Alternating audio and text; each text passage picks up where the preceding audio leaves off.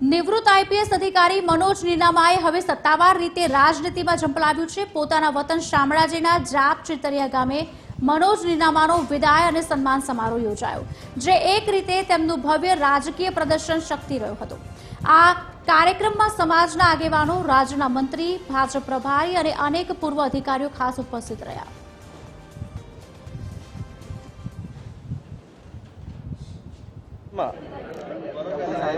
लगभग 42 वर्षनी सरकारी सेवा पूरी कर्या बाद જ્યારે હું સમાજની ધારામાં પાછો આવ્યો છું ત્યારે હવે સમાજના એક સુપુત્ર તરીકે કેટલીક જવાબદારીઓ બને છે। એમાં સામાજિક પણ હોઈ શકે, આર્થિક પણ હોઈ શકે, રાજકીય પણ હોઈ શકે અને કૌટુંબિક પારિવારિક પણ હોઈ શકે।